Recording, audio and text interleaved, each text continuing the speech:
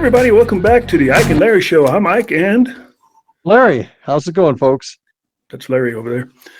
Drinking coffee today, home-brewed coffee, as in like every coffee is home-brewed, but this is actually a special blend. Did you grind the beans yourself? I did. Oh, well, then I it's ground home it, and it's brewed. one of Okay. those pour pots where you make one cup at a time. Okay. I got to keep up with the social etiquette of your lifestyle, and I figured it's a good start, just drinking real coffee, Okay. Well, So anyway, thanks for watching. Our last episode has had a pretty low viewing. I don't know why. I don't know where you people are going. Maybe it's summertime and you all are busy, or you just think this sucks. But hopefully we can. that may be the case. We're changing our format a little bit. I've had another brainstorm, and you may like this because I think it's interesting. I find it interesting, and I'm certain Larry finds it interesting. So we're going to talk a little bit about mysterious cases, and we're going to look at them from an investigator standpoint, since both of us were high-level investigators. So how would we have handled things, or have they missed something, or have we seen something that they haven't seen? Mm-hmm. Hindsight's always better for us anyway, because we can look back and see what should have been done or could have been done or stuff like that. So we're going to pick some weird cases out of the blue, and there's a ton of weird cases out there that also, if I may, could be paranormal. Could be. But I gotta say something in addition to what you're saying. Is it's really easy for us to pick stuff apart, looking at it at a period of time later. I mean, when you're out there in the field and you've got other pressures on you, stuff happens. So I don't want folks to think that we're criticizing anyone. We just have the ability to look at it in hindsight. So. Eloquently said, as always. And my thoughts are, I will criticize you, and I will say you're a freaking idiot if you have done something completely wrong, because it happens. Because in the real world, politics are involved, bosses are involved, interagencies are involved, outside agencies are involved. There's a lot of things that can keep you from doing your job. So you may not be the problem, and maybe your supervisor says, drop this and move on to something else. Speaking of that, there was an interesting documentary on Netflix I just watched yesterday about a pig farmer. He was the biggest serial killer in Canada, a pig farmer, and he killed, I think it was 40 women or something like that over in British Columbia, Vancouver. Fed them to the pigs? I don't think they ever really came out and said that, but I think it was kind of assumed because they never found a whole lot of body parts. But he was killing prostitutes. He was just going to Vancouver, picking them up, bringing them back, and it took him that. Interesting to watch because you can see how long it takes for anything, for the wheels to turn. They suspected him at first and just couldn't get enough to get in there and do a search warrant and stuff like that. And it just drug on and on and on. And I think it took 4 years or 5 years before they could actually build a good enough case to arrest him. And that's a misconception a lot of people have. They watch the cop shows, and I know you've experienced this too. Well, you got a fingerprint off the door. Can't you put it into your machine and tell me who it is? Well, no, that's not really how it works. Or you watch, the one show. I won't mention its name, but it has to do with crime scene. It is so inaccurate. I mean, it just, and people watch it and they think that we're able to do things that we're really not. And you're right, the wheels do turn slowly, because to do it right, you've got to take your time and you've got to follow procedure. We're not, that's what's required of us. Well, what people don't understand is if you make a mistake, it could ruin your entire case, even though the person did it, like O.J. Simpson's type, even if you know the person did it, but if you gathered evidence and you violated somebody's civil rights by doing so, they call it fruit of the poisonous tree. Poison tree. Although you have the evidence, you can't use it in court. And if you don't have that piece of evidence, you may lose the case. And that's how people get away with murder. And, the other side doesn't have the restrictions that we do. They don't have the structure around them that we have to follow in order to prove, because that's the way our country's set up. You're proven until you're innocent until proven guilty. And it's upon the state to prove your guilt, not the other person to prove their innocence. And that's what a lot of folks just don't get. So you're absolutely right. The defendant, the person you're pointing at, has no obligation to say anything. It's the state's responsibility to prove the case. Burden of proof is on the state, and the defendant can just sit there and not say a damn word. And you, like on television, they bring people in to interview them and question them and stuff. It doesn't work that way. You can't just grab somebody off the street and bring him in and set him down and talk to him. If he doesn't want to talk to you, he's not going to talk to you unless you're going to charge him. And if you charge him, then you have to Mirandize him. And then he still doesn't have to talk to you. Yeah, here's an interesting thing. I'm sorry, go ahead. Go ahead. Your rights, you know, this is a lot of folks, and I talk to folks on this tour because there's a section on my tour in Vero Beach where we discuss a very grisly homicide that took place. And I always ask folks, anybody here, can you tell me when a police officer has to read you your rights? Oh, the second they start questioning you, the second they arrest you, you have to read them the rights. Nope, that ain't how it works. I can sit here and talk to you all day. And as long as I let you leave, I don't have to say anything to you. It's just a discussion. But if I detain you and question you, then I got to read your rights. If I had a nickel for every bad guy that said to me, oh, you didn't read me my rights, you got to let me go, I wouldn't be doing this show right now. I'd be sitting on my private island drinking Mai Tai or whatever. So anyway, but a lot of folks don't realize, you have to be under arrest and you have to be questioned. Even if I arrest you, if I don't ask you anything, I still don't have to Mirandize you. Exactly correct. And that was always a good deal with DWIs. You arrest somebody for DWI, put him in your car, and on the way to jail, you're not saying a word to this person, and he's just back there spilling the beans. And he may incriminate himself in other stuff besides DWI. And you didn't Mirandize him, but you didn't ask him any questions. He volunteered all this stuff, so that's good to go. Yeah, exactly. And folks just don't get that. And and that's the kind of stuff maybe we can talk about as we examine some of these mysterious cases. A little tip for you people who go to jail and prisons for various reasons. Don't give up too much to the bad guys now. Phone calls are recorded. I got more information when I was a DA investigator from prison phone calls. I mean, people are idiots. They go to jail or go to prison, and they will tell their life story to somebody on the phone, even though the phone at the beginning says is being recorded.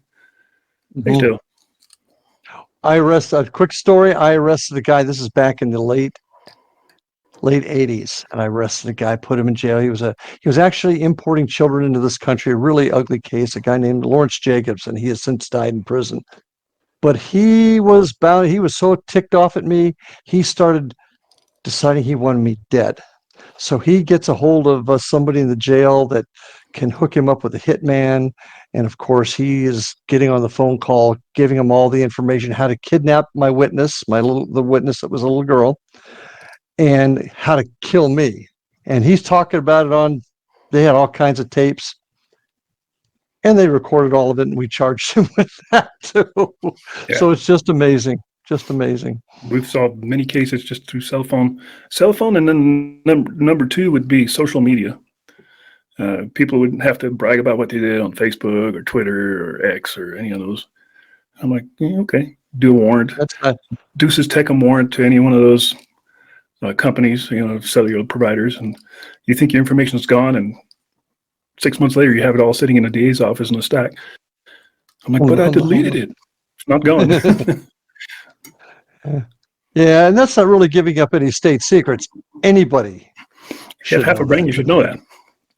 Yeah, nothing on the internet ever goes away. And if you guys ever want to get a job especially that is sensitive in nature, 5 years ago, what you said stupidly on on either Facebook or what did they call it back in the old days? There was another platform, MySpace, MySpace, something like that.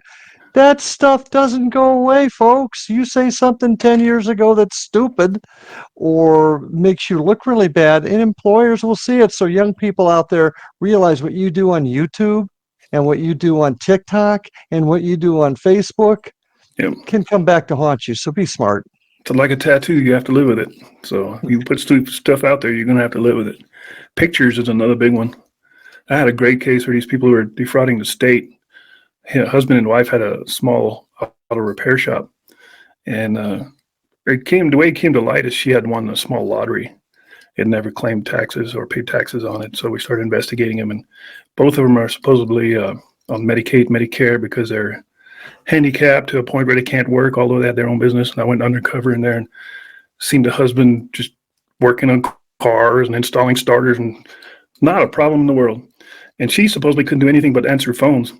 And on Facebook, a year prior, I have a picture of her up in Minnesota holding this giant pike that she had just caught, posing with this fish that's like 3.5 feet long, and then there's other pictures of her on vacation dancing and doing all kinds of stupid stuff.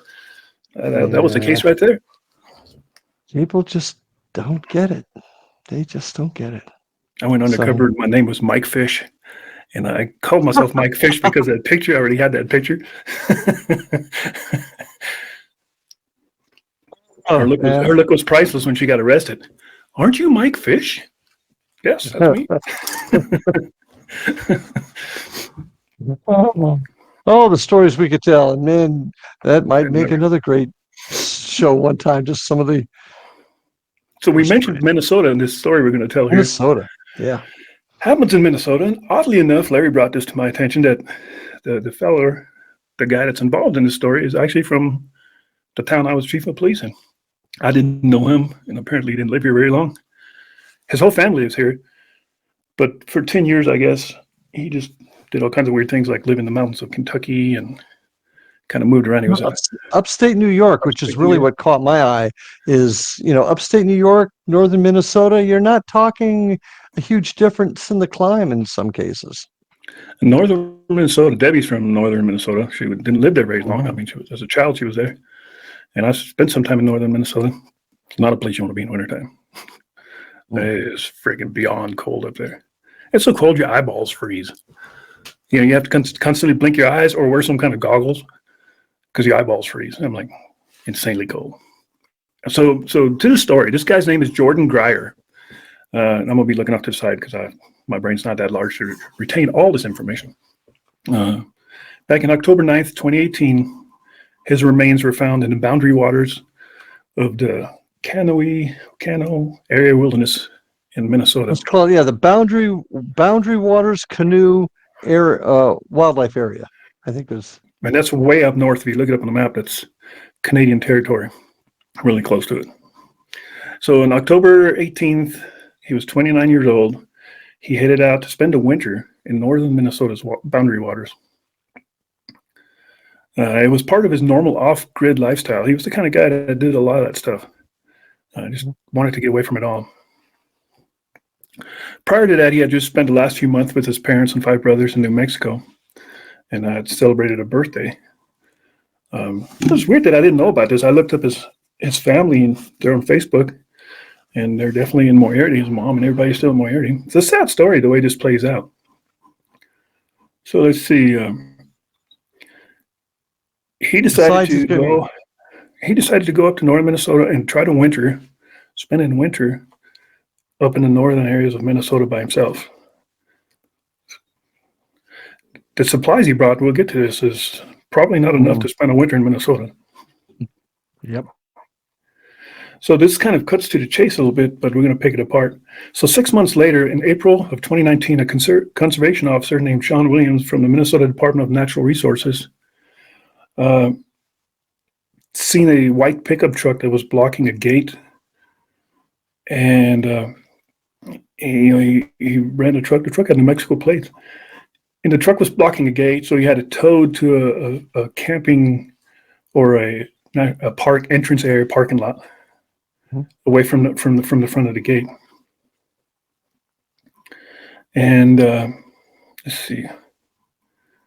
My mind will turn a little. They apparently contacted the family, and the family paid for the tow to this other spot.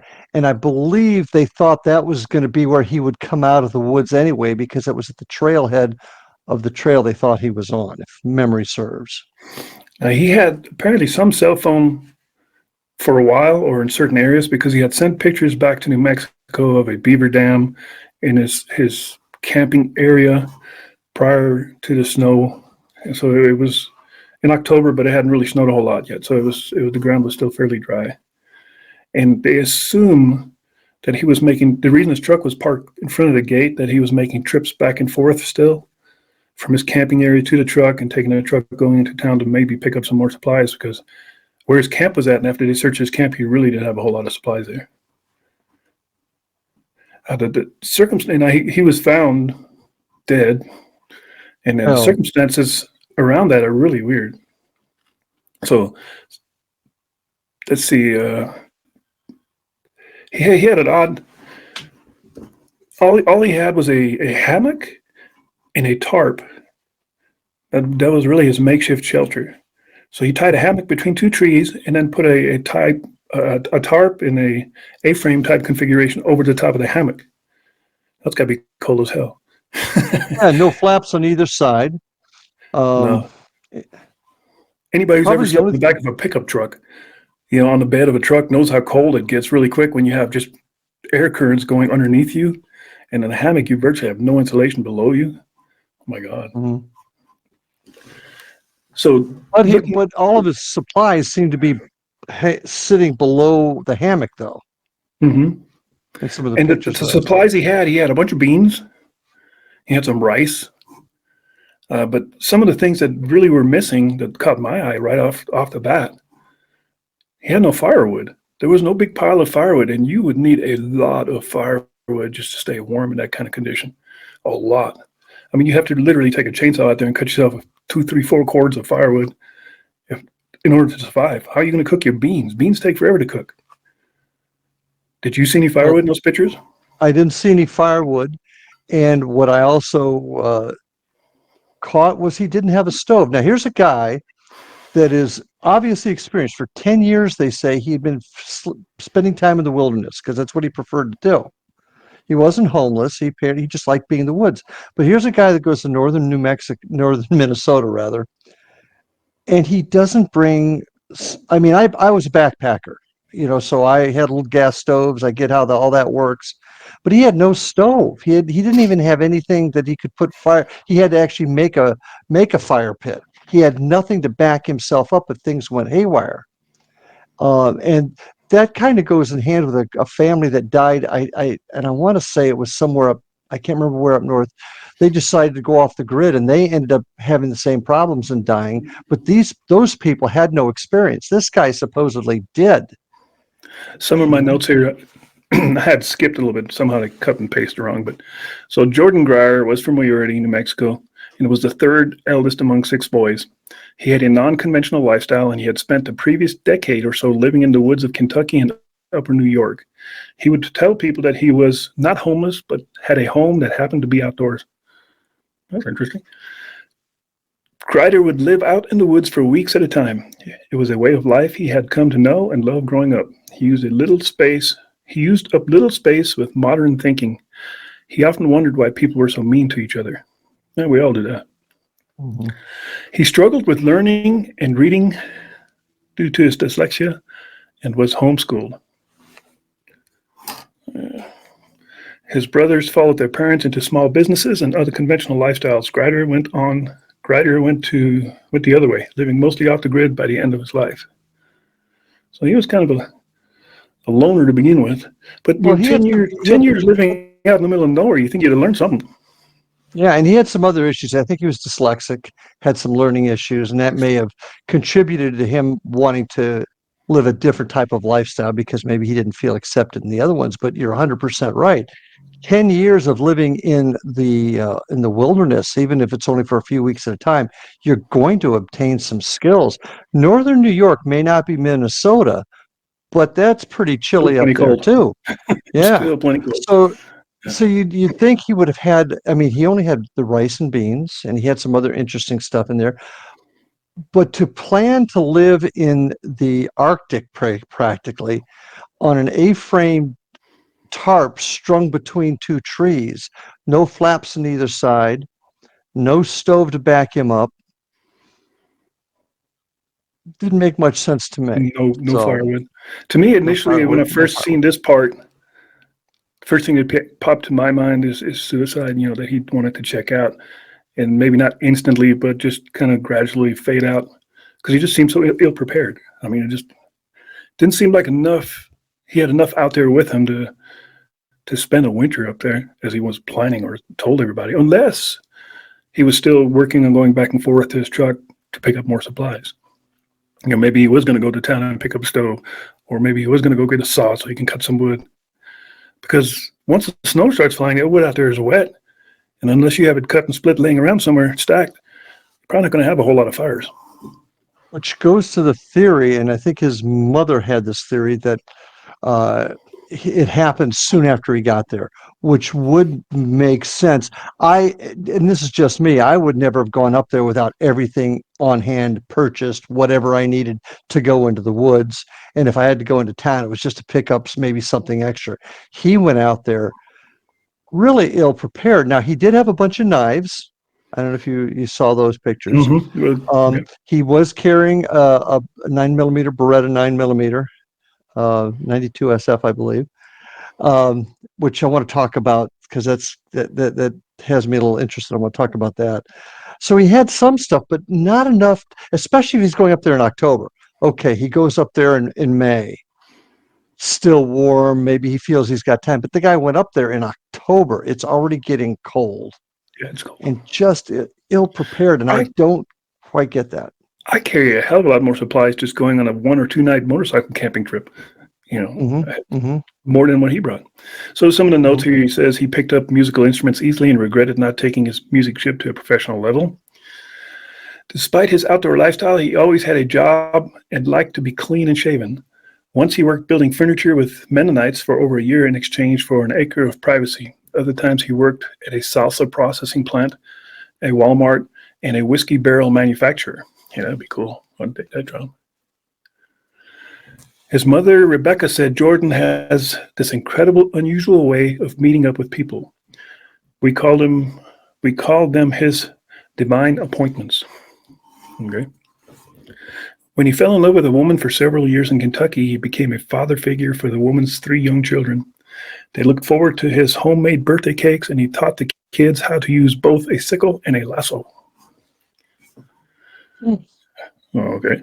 So he was kind of outgoing. It was like an introvert. Yeah. Jordan could grow grains and make his bread or peppermint patch to harvest for tea. I can do that too. Let's see. This is all kind of the pre-story before it really gets weird. Rebecca said it was challenging his independence.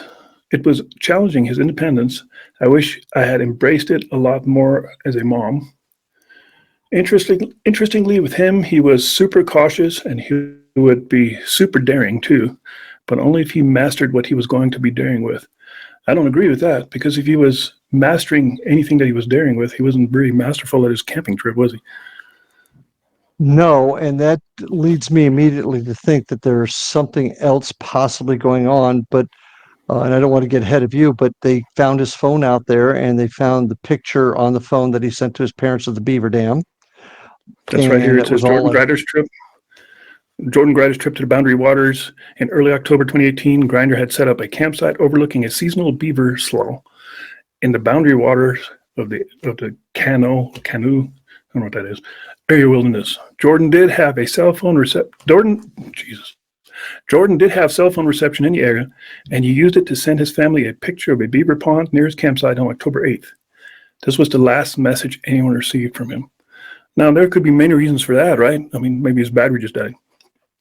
Because he was so ill prepared, he probably didn't have a charger. That's what I don't get. Yeah, why not a charger? Why not a solar charger? Why not that stove? If I'm going up there, I'm taking a long gun, not just a pistol. Yeah, there's wolves up there. There's crazy country up there. Yeah. Now maybe there's some restrictions for firearms up there. I don't know. Maybe that's why I didn't take a long gun. I don't know. So well, if there was a restriction, it would be for handguns, not long guns. So they'd always restrict a handgun first. But yeah, I would be armed to the teeth. Now we're going to get to this part. He had a bunch of knives, and that'd be me. I always have a bunch of knives too. But man, if I was to spend, I wouldn't. First of all, I wouldn't do it, and not for a whole winter season up there, because my God, the cold. It's so easy to get killed in this cold. I mean, hypothermia didn't. No way. So he left the area at least once to drive to the nearest store and purchase goods. based on a receipt that was found in his vehicle and it dated October 9th. So on the 8th, he sent a picture of the beaver dam. On the 9th, apparently he went to town and bought some stuff. After that, nothing more was heard or seen from Jordan. It'd be interesting to know what he bought. Well, I saw one receipt that showed lighters, Bic lighters, and another item, but nothing else. And once again, the man was so ill prepared. A real survivalist wouldn't buy Bic lighters. Bic lighters don't work really well when it gets super, super cold or windy or snowing or icy or raining. It's really hard to make a spark of those things. And plus, they don't last very long. Yeah. But let's get into that. Let's keep going. I want to get into the crime scene, how they found out he was missing. So after that, nothing more was heard or seen from Jordan. Let's see. The discovery of Jordan Grier's camp. After Jordan's truck was discovered on October 2018, police learned from his family that he was living in the area and they wanted to find him. So his family wasn't really sure where the hell he was going. That's another mistake. You know, if you're going to do this, you should have a plan telling your parents or somebody exactly where the hell you're going to be. Where you're at. Exactly. If you don't hear from me, like in whenever set time, this is where I'm at. Come get me. Well, I think at some point they actually did a welfare check or requested a welfare check because they had a couple of conservation guys out looking for him. I think they found his hat originally, but didn't go back until that was in like mid-October. They found his truck and they towed it. And that's when the family wanted to do a welfare check on him. Yeah, and they couldn't find. They didn't go back out till April 5th till even start looking for him. Well, I think after the family requested a welfare check, it says using snowmobiles, Sean Williams scoured south-facing slopes because he knew Grider would seek protection from the north winds during winter camping. What really stood out to me, sort of looking around at it, was how insufficient that would have been for a Minnesota winter. I understand his intent. He wanted to be challenged, but it kind of shows that can turn on you. That's words according to Sean Williams, who was a conservation officer. 6 months later, so the conservation officer went out when the family requested the welfare check. Apparently he didn't find anything. He went out and scoured the south-facing slopes because that's kind of where you'd want to hang out. There's less snow there and the sun hits it. But according to this, he didn't find anything. And 6 months later, in April in 2019, the same officer, Williams, located Grider's camp off the Sioux Hustler Trail. With the St. Louis County Sheriff's Office, they reported or described a large amount of blood inside the hammock and sleeping bag. So I guess him and the sheriff's guy found his camp, and the first thing they noticed was the hammock and had a large amount of blood on the hammock, amount of blood inside the hammock. Okay, so Williams said, it's a super remote place. If you were looking for a spot to avoid contact with people, he really did find it. We were kind of just taking it in, myself and the agent, a visual inventory. We noticed a large amount of blood everywhere. A hammock was slung under a green tarp that hung over a guy wire. A 9mm Beretta pistol was in the hammock with 2 loaded magazines, and there was blood spatter on the walls of the tarp.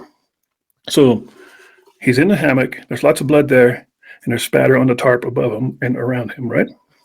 Mm-hmm. Weird. Mm-hmm. And the reason it's weird is you'll see as we go along, there were indications of wolves at the campsite with footprints and scat.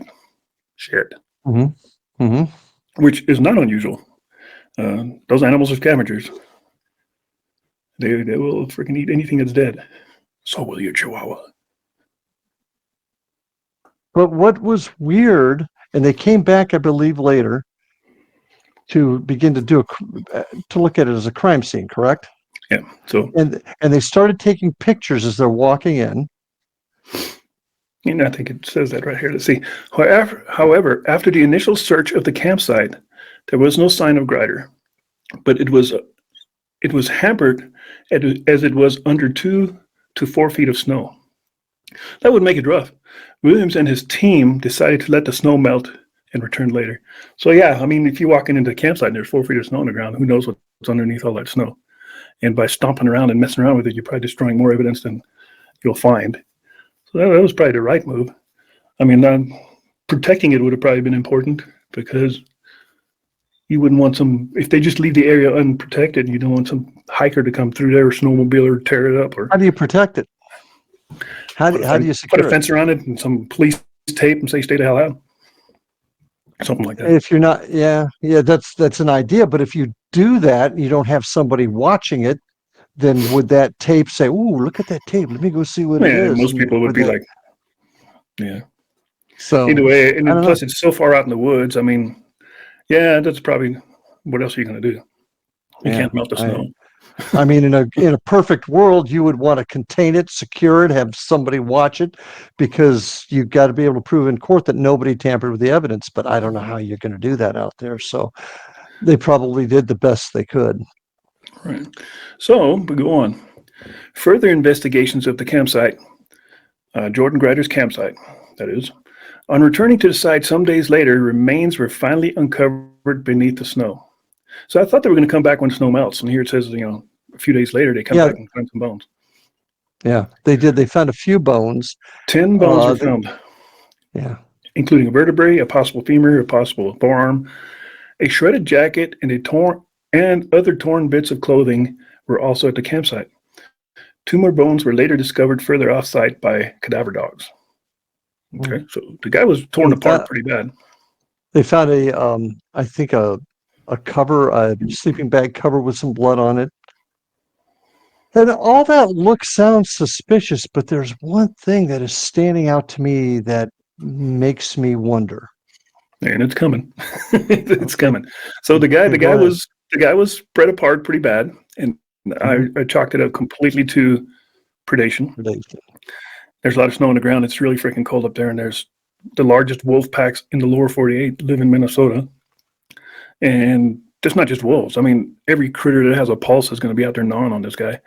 You got everything from freaking squirrels to coyotes to bobcats and mountain lions and whatever else. So, yeah, there's no doubt if you die out there, something's going to eat you.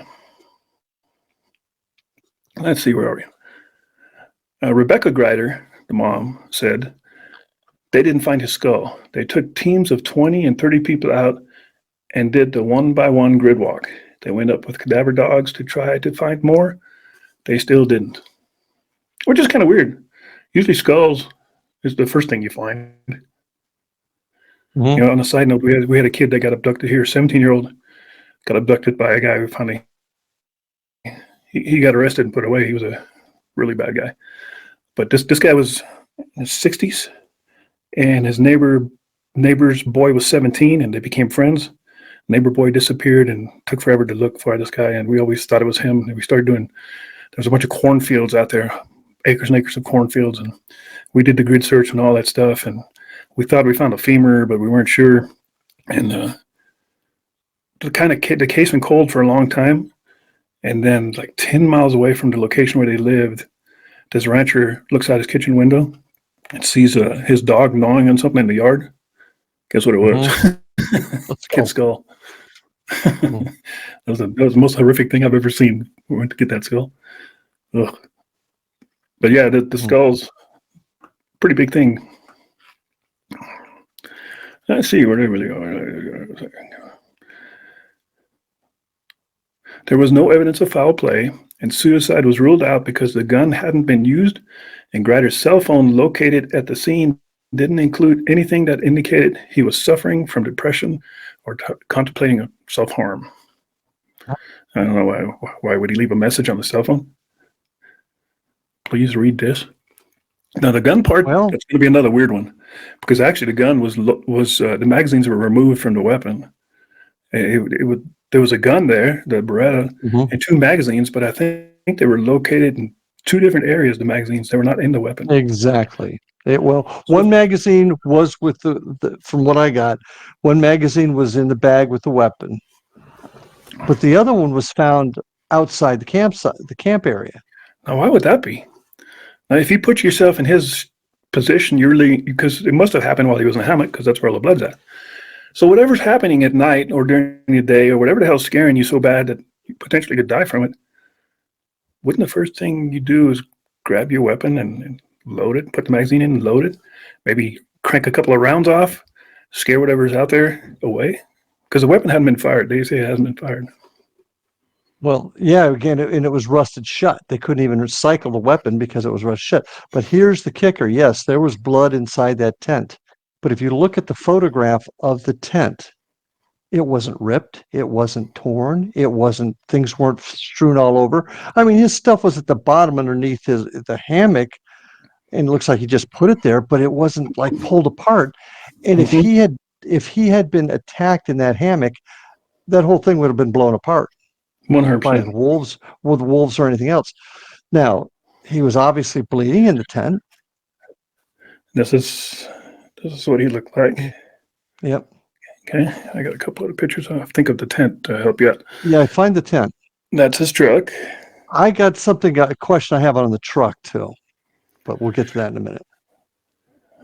Focus in. Now, if you look at that, folks, you'll see how narrow it is. That's because it's because there's a lot of snow coming in on the side, but that's just a tarp thrown over some sort of rope. And there's the knives. None of that stuff was strewn around. The hammock was intact. Yes, there was blood in it, but the hammock was intact. The Look at all these knives. I believe, yeah. We'll get to that. I got some things to say about those knives too. But I just want to go ahead. I didn't want to interrupt you. I just to give, in case people are watching this, to kind of give them an idea of what we're talking about. So you were saying that the blood inside and nothing destroyed on the outside. Now, could that be? There was some talk that he liked to be clean shaven, and he kept his knives sharp, and he liked to use a sharp knife to shave. Did he slice his neck accidentally? Well, here's the problem: if you're going to cut your carotid, it's going to splurt. Now, there were some spots on the tent, but there's no indication that it was spurting type of blood, as if it was shooting out of him. Which, if you're going to cut your carotid, that's what would happen. Maybe. Well, depending on okay, all right. I had a death where a mom stabbed her 27-year-old mentally handicapped son one time right in the neck accidentally. She was pointing a knife at him, a kitchen knife, and she was threatening. She goes, "You do this again, I will hurt you." And he lunged forward and basically stabbed himself once. There was no blood anywhere, and he bled completely internally. it's severed. Oh, no, that okay. Okay, I'll give you that one. No. But think that's about not a shaving. You're shaving, and you cut it. You're cutting it long. It's gonna, and there's no indication of that in the tent at all. Now, he was bleeding in there. Why, we don't know. If it was an animal that attacked him, that hammock would have been torn apart. So let's just say it was an accident. Go ahead. If he was shaving, where's the knife? Why are all the knives laid out in back in their scabbard? Touche. So if you were to cut yourself that severe shaving, you would shit your pants. You would take that knife, throw it down, get some towels and freaking start trying to stop that. Well, now we're talking about if there was an accident such as that where he cut himself in the hammock and he got himself out, and he's like, because they did find strips of cloth, and I think there was some talk that some of them may have been cut as if they were bandages. Could he have been? But if he's cut himself, no blood. But if he's cut himself up here, you're not going to last that long. No. And who shaves in a hammock? Huh? Who would shave with a knife laying down in a hammock? Or maybe he was sitting up. But the indication of all the blood is that it was like in a prone position in the hammock. I mean, really? Have you ever shaved yourself with a straight razor? Have you ever tried that? No, I have not. I've tried it once, and it is incredibly hard and painful. So if he was using a knife, now if you look at the pictures of all the blades, it looks like there may be a straight razor amongst those. But even using a straight razor, it's not something you would do all willy-nilly laying on your back like, here we go. Yeah. Well, his mother said that he liked to use a sharp knife to shave at times. So he liked to be a mountain man, which once again indicates some level of, wanting to be like a mountain man. But this guy again was so completely unprepared for where he was at. But anyway, I don't want to get too far afield. So where do you want to behoove you probably to grow a beard if you're going to spend the winter out there, just to help you keep your face warm. That's what I'm saying. That's what. So okay. Delicious. Now we're back. Okay. All right. All right. So, hell, I don't remember where we left off now. So anyway, shaving in a hammock, I don't buy it. Yeah. I don't buy it at all. And like Well, you said, go ahead. just like you said, the outside tarp was not cut, destroyed, or otherwise tampered with. So kind of rules out of a wolf pouncing in there and ripping out your jugular, because there would be shredded stuff everywhere. If you've ever been to a kill site, I don't know how many, probably not very many people, but if you're a hunter, you've come across kill sites where a mountain lion or a coyote has torn apart an animal.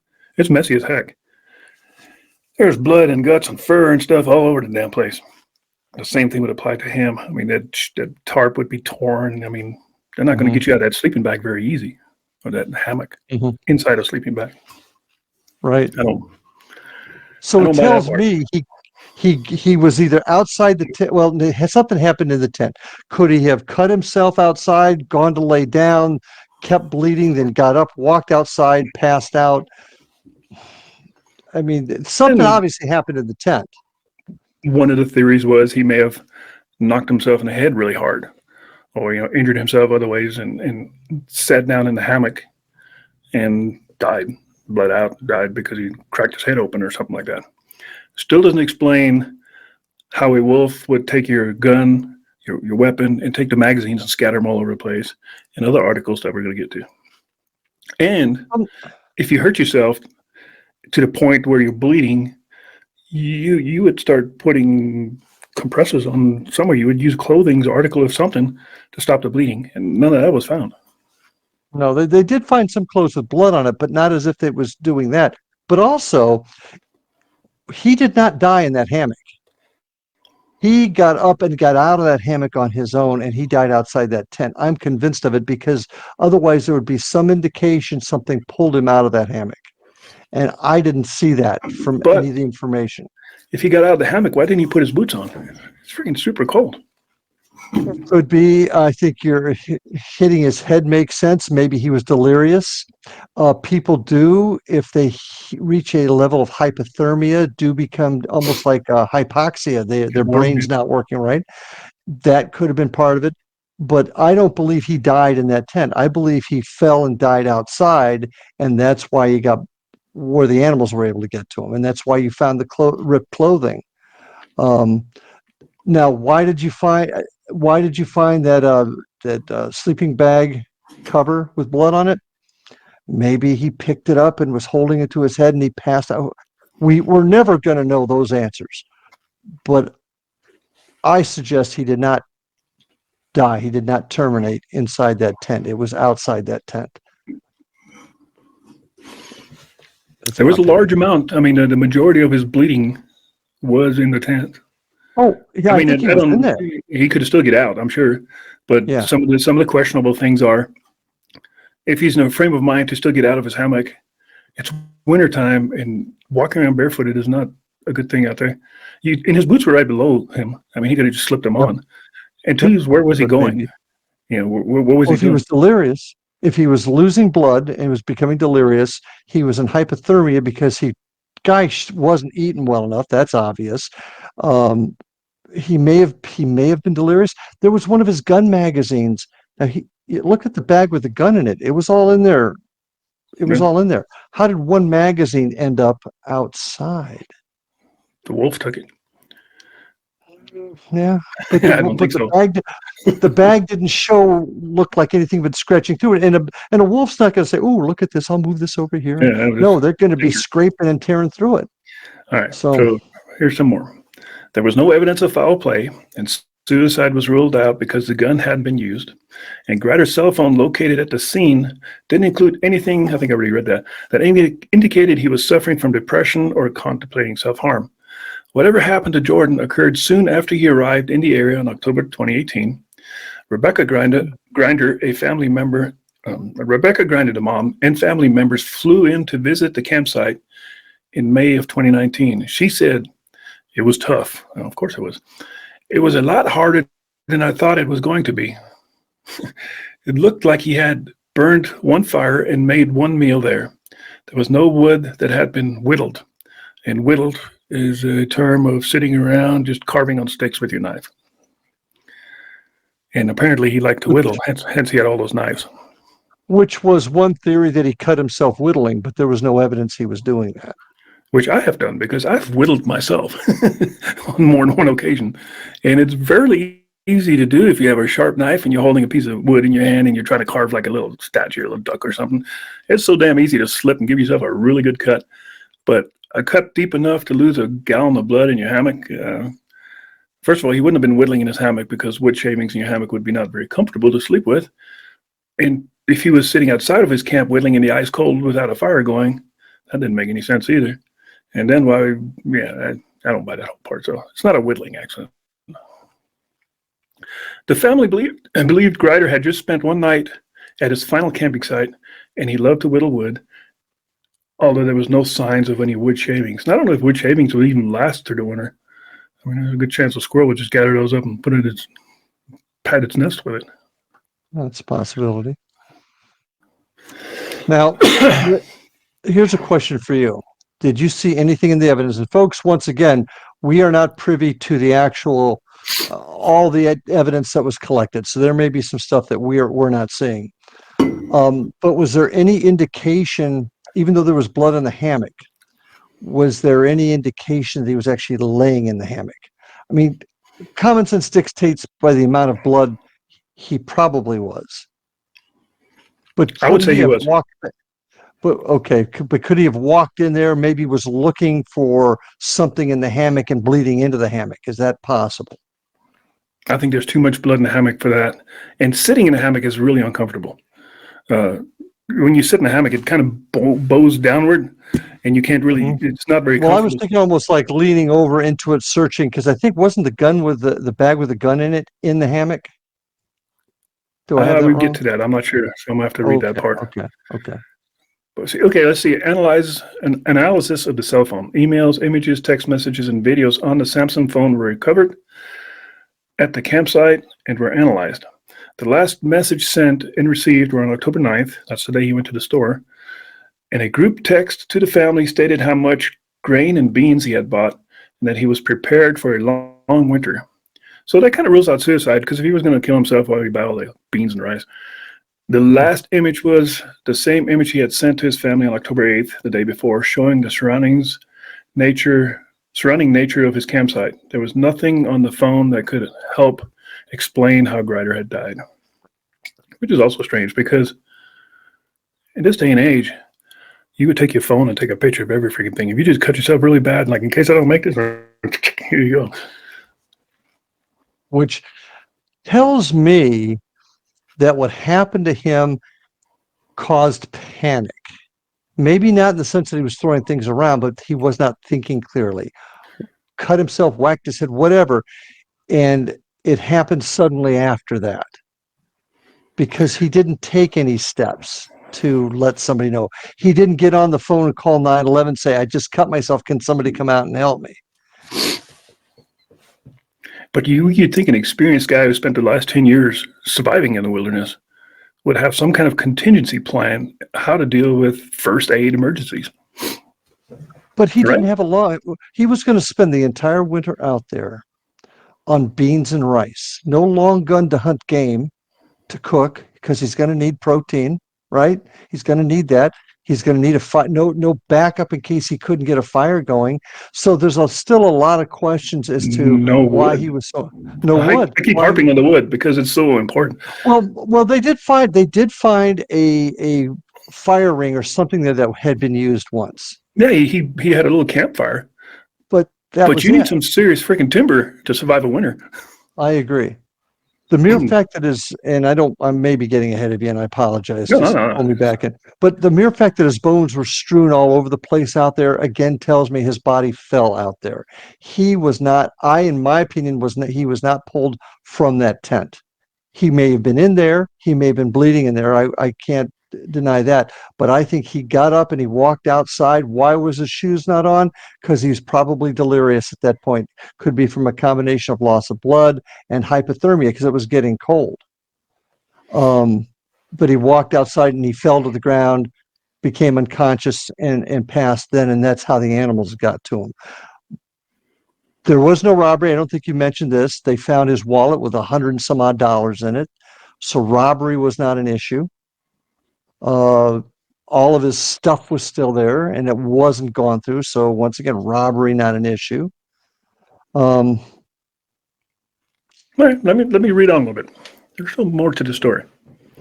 So on May 31st, 2019, Sergeant Stephen met Rebecca, the mom, and her family at Virginia Sheriff's Office, and Jordan's cell phone was returned to them, and it took voluntary DNA samples from her son, James, the other son.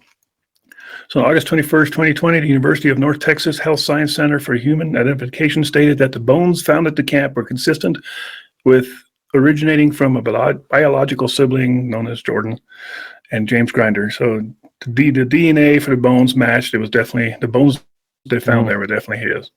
Mm-hmm. The St. Louis County Sheriff's Office confirmed the exact cause of death could not be determined, but based on all the evidence recovered at the scene and the family's statements, foul play was not suspected unless additional evidence related to this investigation is uncovered.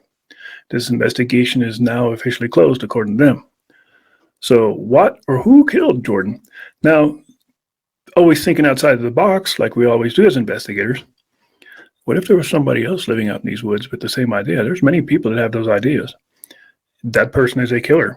That's why he's living out in the woods. He's wanted. And he just reached underneath that tent and slit his throat with his own knife. Well, now that's an excellent idea. And of course, there wouldn't be any footprints because there was snow on the ground. Might add, proof that it happened early on when they did recover a lot of the items out there and the snow melted around it. They picked them up only to find grass underneath the items. So those items were there before the snow hit. But your idea makes a whole lot of sense because think about it. You're laying there for whatever reason, bad guy comes in, reaches, cuts him, gets up panicking, gets himself out of the hammock. He's bleeding. He doesn't know what's happened. He's not going to think about putting his shoes on. He's going to walk outside and drop. Yeah. So I think your idea has some thoughts there. So let's go on. So Jordan's family believed that a wolf attack may be responsible, which I completely don't think so. Rebecca, the mom, said, "I'm pretty convinced they got him in his sleep the first night. The police don't think it was an animal attack because there's no destruction to property other than clothing. I suspect he was caught the first night," they said. The family said. So the family, the way to rationalize it and probably more than anything else is just convinced it was a pack of wolves. Now I looked that up. Minnesota hasn't had a wolf attack in like over 20 years. And 20 years ago, the wolf that attacked a person had a deformed jaw. He was basically starving, and he just, he needed to eat, and he went after some dude. But wolf attacks are pretty rare. I mean, wolves figured out really quick that humans shouldn't be messed with, just like coyotes. Out here in the Southwest, people, there's these fabulous stories about coyotes stealing your kids and killing cows and everything else. And I have been face to face with coyotes, and they don't want anything to do with us. They might want your cat, but they don't want anything to do with us. And those are basically little wolves. They used to be called, interesting side note real quick, coyotes used to be called prairie wolves until Mark Twain, when he started writing all these stories about the Great Southwest and stuff, he's personally responsible for vilifying the coyote. He called him the rascal of the Southwest. Yeah. Back in those days, it was real common to kill everything. And the coyote was right on top of the hit list. And Mark Twain, the Spanish called coyotes, and they got the word from the Incas. It's not a Spanish word. So up until Mark Twain, we used to call them prairie wolves. And then Mark Twain vilified them and started calling them coyotes like the Spanish because it sounds more mean, more nasty. But yeah, coyotes are not as bad as people think. And they won't eat you. We've got coyotes running I've had a coyote running around my house not too long ago. So we got them here in Florida too. But I'm thinking this makes sense. And once again, they're not going to find footprints necessarily out there because they'll be gone. First of all, they'd be there was gone. 4 foot of snow. Yeah. Or I think he died before the snow came. Yeah. But probably after all the snow came and stuff, it probably would have destroyed any sign of anybody coming in there. But because of the lack of everything else, no indication from what you've read or what I've read indicates that he accidentally cut himself in that tent. I just don't see it. So I like your theory, which leads me to the next question. Lack of any other evidence. Did they check to see if there was anybody else out in those woods? Did they check to see if when he was in town, did they go to the store and say, "Hey, did you see this Did they guy canvass here?" the area? Yeah, and they may have. And Did, it's did, just did not. did they do a grid search? More than a mile around the camp. Did they check 20 miles within the vicinity of that area? Is there anybody else out there? Because that's a lot of the killers or killings that happen in the wilderness are from recluses that live out there in the woods, and they're generally wanted people or killers themselves. Well, I used to backpack the Appalachian Trail over in my side of the country here, and that issue was out there quite a bit. People that did not want to be found would be hiding out there and would commit heinous crimes. So that's entirely possible. And we're not saying they didn't check, but if they didn't, let's get that in the report. Now I want to get to the car for a second because I'm a little curious Hold on, about let's go this. back to the wolf real quick. We're still with the wolf. Hold on. Back to the wolf. Sorry. Because the family said the wolves did it. The evidence at the campsite does not corroborate this theory. Although wolf prints and scat were found, the key piece of evidence is that most of the blood was found inside the hammock. In addition, the tarp and hammock were largely intact, and there were no signs of a huge struggle with a wolf. Never mind a pack of wolves. So we kind of hit on that. The hammock and the tarp would be shredded if a wolf went in there to drag you out, because they don't have hands or opposable thumbs. They would just rip on it until you fell out of your hammock, and then call it a lunch day. According to Thomas Gable, a University of Minnesota researcher who has been intensively studying wolves since 2015, has led. No, we already read this. Well, basically, he says it's infinitesimally rare that wolves will attack people, and it hasn't happened in 20 years. Kind of talked about that, and the wolf with the busted jaw or deformed jaw. I said wolves tend to avoid humans. They have a built-in innate fear of humans, probably through a long relationship with people and learning that people mean trouble and bad news. They avoid people and human settlements at all costs. Difference would be as if maybe they were rabid or they were starving. But if they were starving, you would see it once again a frantic attack to get at the food that they were so desperate to eat.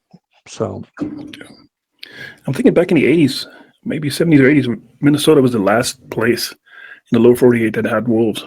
Now they're back everywhere again, pretty much, but in the western states. But they were just about extinct. They reintroduced them here to New Mexico like 20 years ago, and every once in a while, some idiot will shoot one with a tracking device on it. It was a large coyote, because it's open season on coyotes out here. You can hunt them. Same in Florida.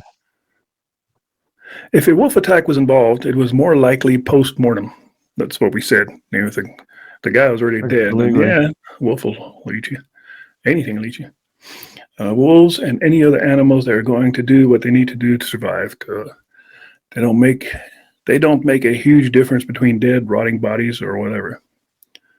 And bears will do the same thing, but presumably bears were hibernating at that time. Although bears have come out of hibernation in the snow. Yeah, but once again, you look at that tent. You're telling me that bear just kind of like opened up the tent a little bit and snatched. Just no, the bear would have ripped right through it. Neither did a wolf or anything else. The only thing that could pull you out of your sleeping bag without destroying everything would be something that has opposable thumbs. But I still don't think that's the case, because think about it. A guy comes in, he grabs me, he stabs him, then you're going to react somehow, and there's going to be some other kind of scene of a struggle. I agree with your theory that somebody reached in, probably did the deed. He woke up frantic, came out, fell down on the ground. Now, the only blood they found outside was on fabric. If he would have bled out into the ground, you probably wouldn't find it 6 months later. It would soak into the ground with the water from the snow melting, and then the animals got to it, and that would take away any chance of really finding a lot. It's every bit as plausible as cutting yourself shaving. You know, I mean, to me, cutting yourself shaving while laying down in your hammock with a sharp knife. First of all, it was his first night out there.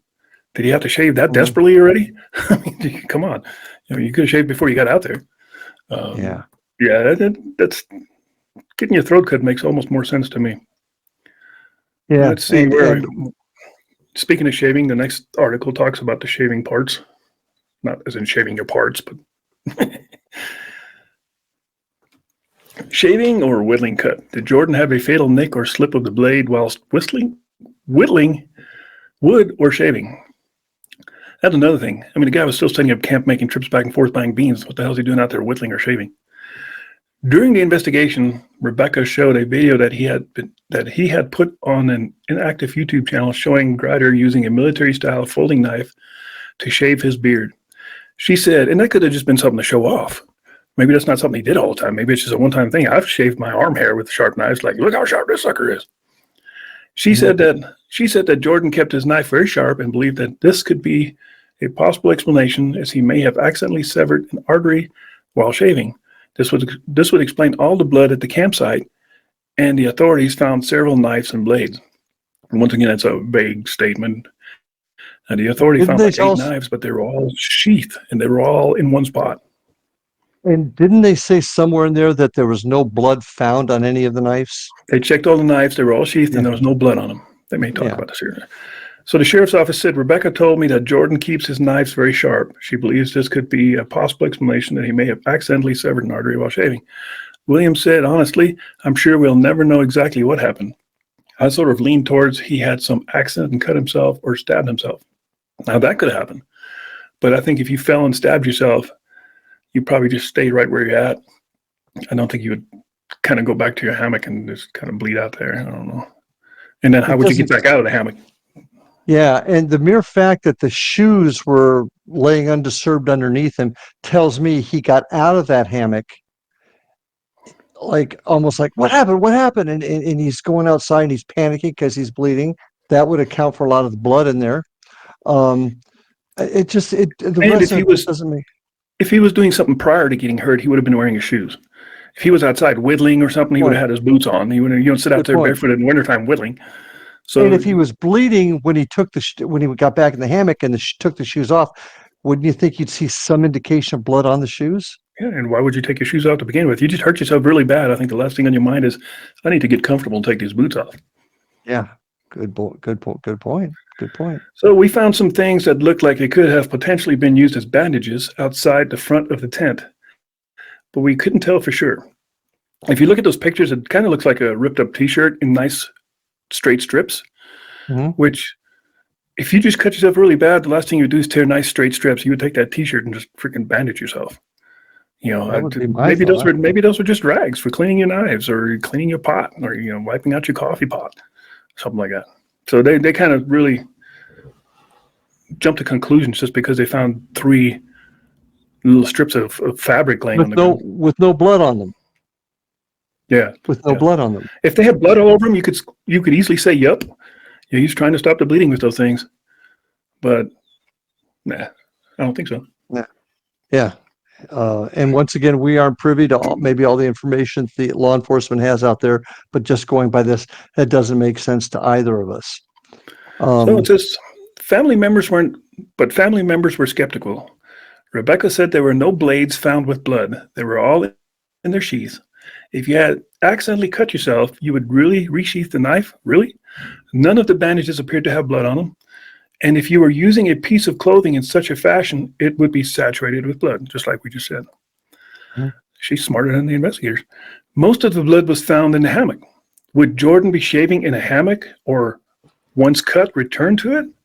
Well, no, because he took his boots off. That was my theory. If he was shaving outside with a sharp knife, he'd be wearing boots. You're not staying outside in the cold barefooted.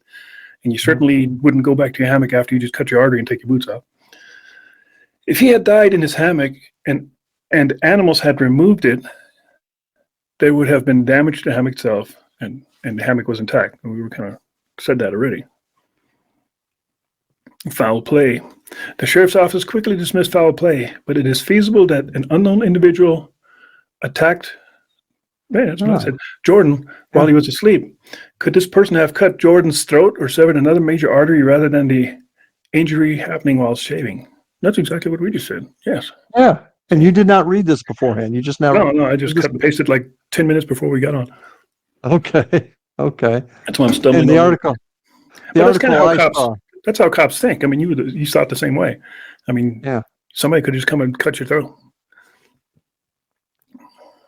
Well, How go about a on. Sasquatch or a Wendigo attack? Well, I did some looking into Sasquatch, Bigfoot.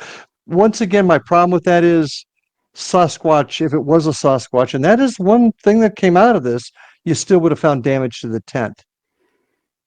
If something got in there and hurt him in the tent. You would think if a Sasquatch would reach into your tent, although there was no front or back to the tent, and Sasquatch apparently have pretty long arms, and but to pull him out, just grab you and suck you out like a hot dog out of a bun.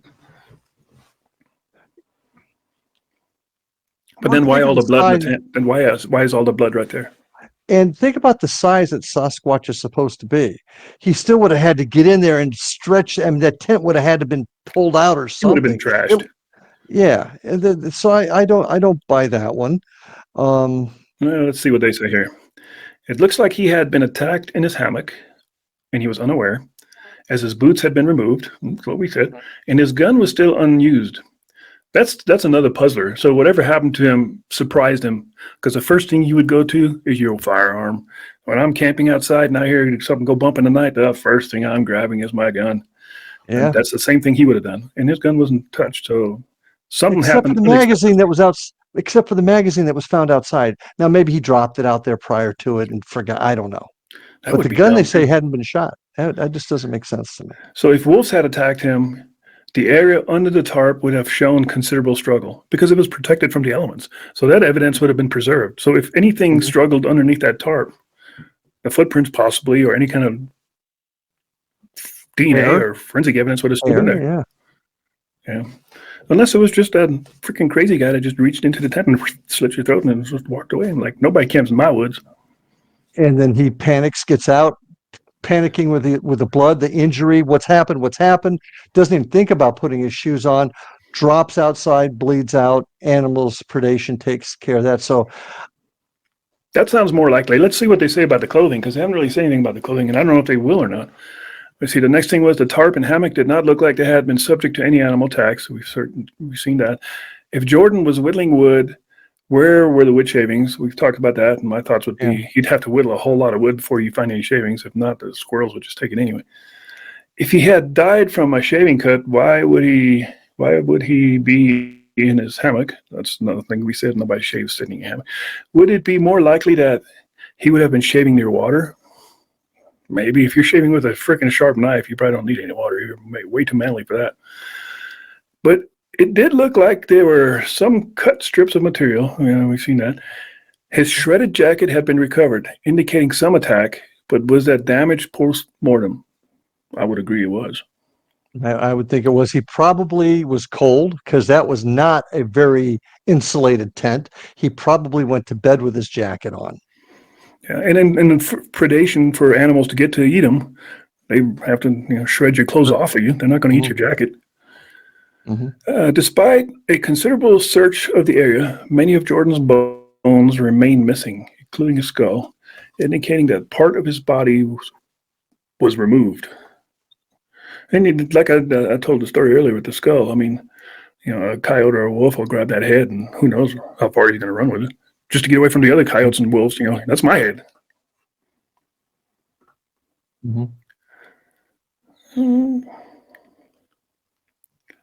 So anyway, that's about all they say here. They don't talk a whole lot about where the clothing was. I was hoping they would say something, because there's a YouTube video. I'll put the link at the end of this that you can watch. That's what I had seen. Was the YouTube link, and it didn't go into much more. Now, what bothered me?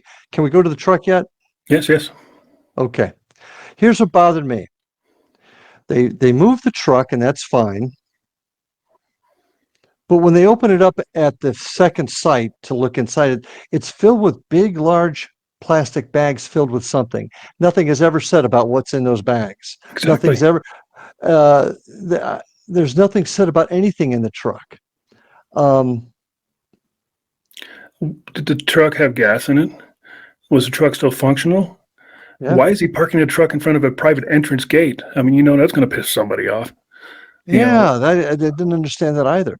And did we talk to the people, anybody that may have been back there at the time? See, that I would have loved to have seen investigators talk to the shop owner where the receipt came from, other hunters that may have been in the area. Perhaps somebody killed a deer in the area and the tags got to show where they shot the deer. And they did just work that backwards to go and say, hey, were you out here during this period? Did you hear or see anything? I would like to have seen, and maybe they couldn't. I don't want an armchair quarterback, but what was done to see who else was in the area? Had anybody seen him in town? Did he stop for a cup of coffee when he came into town? Did anybody remember him? Were there any other receipts in the truck? Yeah. How about another coordinated search effort to find some more body parts?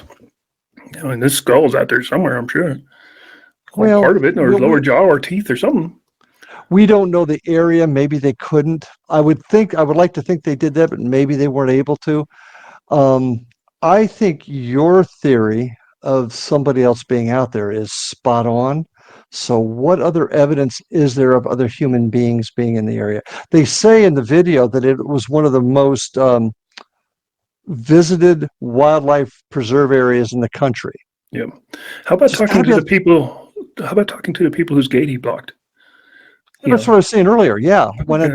Yeah. Maybe those people got really pissed off, like, this son of a bitch parking his truck in front of our gate. And there may not have been anybody in the cabins at the time, but let's say you check and you document it. And once again, maybe they did, but it's not in the reports that we've seen. And then the truck has New Mexico plates, and if you're the people up there, clansy in a way, like they are in every state.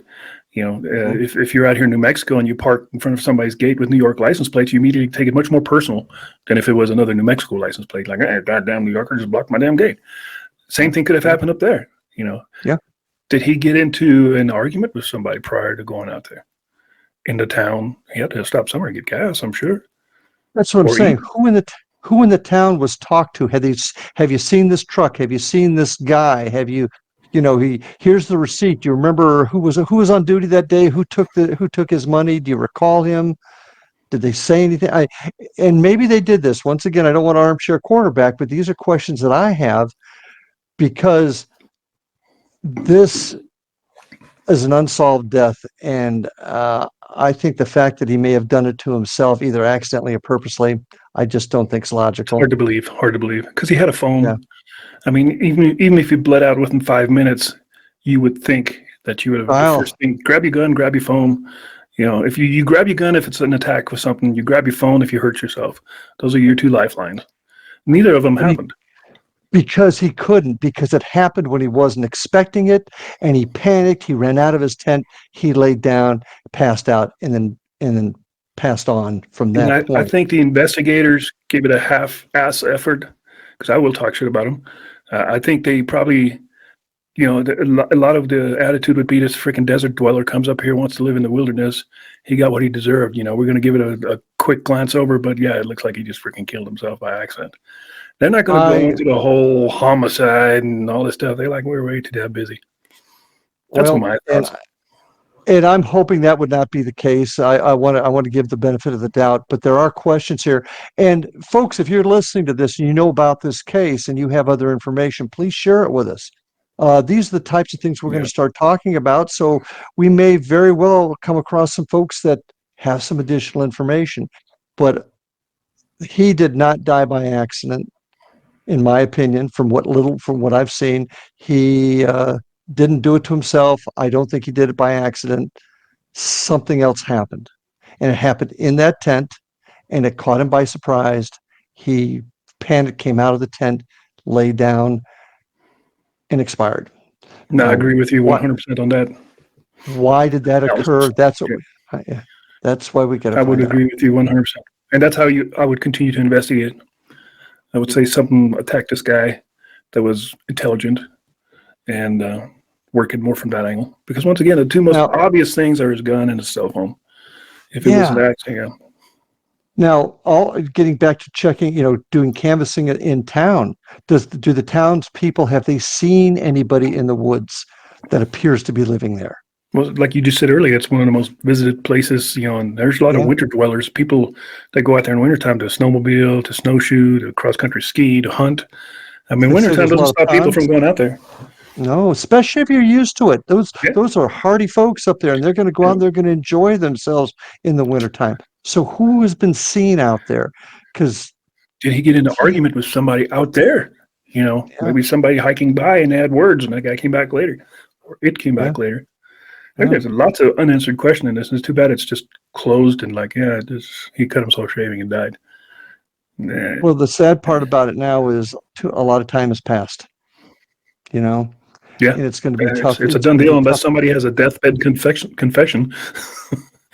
Somebody. Well, there may very well still be somebody out there that saw something. How many times, like in a case, somebody says to you, "Well, I don't know if this is important, but," and you hear it and you say, "God, that's the link that puts it all Yeah. together." There may be somebody out there that says, "I remember, or I recall, or I saw," and that might be a link. Meteorological meteorological conditions would have been important. Was it raining, Yeah, snowing really hard? Maybe that's why he was underneath this little tent shaving. Because it's too damn wet outside. But you would have excellent your point. shoes on. Your feet are cold in that stuff. Yeah, You would no, always wear your boots.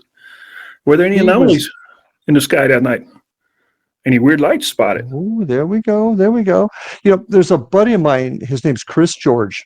Good guy, former park ranger, and he tells a story of a guy that was missing, and they found. And I don't remember the details. So, Chris, if you're listening to this, I apologize if I get a little wrong. But they literally found this guy. His head was missing, and he was just slumped over, and there was nothing else around that indicated. And didn't look like an animal had ripped it off. It just, and it freaked a lot of people out. And who knows what other weird things, and we talk about that on the show, weird stuff, so who knows. But I don't think it was anything paranormal. I think it was human. That's my So to opinion. wrap it up in conclusion, In conclusion, I'm 100% on board with you. We've kind of picked this apart pretty good, thinking the way we think. And to me, it looks much more like he was attacked by some intelligent person or thing that probably just reached in and slit his throat, woke him up. He staggers out of bed, wobbles around, collapses out there in the open. Maybe he was trying to get his gun out of panic. That's why the magazine was slitting. His functions. He didn't have dexterity anymore because he was bleeding out and just total panic. So maybe he was going for his weapon, and dropped the magazine here and dropped the other one there. That actually makes sense to me. You lose your dexterity when something like that happens. Just like you can't get your key in the car door when somebody's chasing you. yeah, I imagine on his side, if he was just woke up bleeding, yeah. I need my gun. I can't find my gun. I found my gun. Where's the damn magazine? I dropped it. I think he collapsed fairly quick because if you cut a carotid artery, you're 3-4 minutes, you're done. You're bled out. You get weak and you're done. He collapsed. And then I think the critters came in, the wolves and whatever other predator might be lurking out there, undressed you and ate you. And that sounds And pretty. I would, based upon what we have at this point, that you and I are in agreement. So if anybody out there's got some extra, get a hold of us. Let us know. Help us solve this mystery. Yep. So, folks, I hope you enjoyed this new route we're taking on this channel. I think it's kind of fun to pick these cases apart, and you can be an investigator as you're listening to it and come up with your own theories. If something blatantly strikes you out, feel free to leave a message on YouTube or contact us. I always include our emails on our videos. Contact us if you want to email us directly. Yes. You can leave the link to the YouTube video so people can watch it if they're interested. Yeah.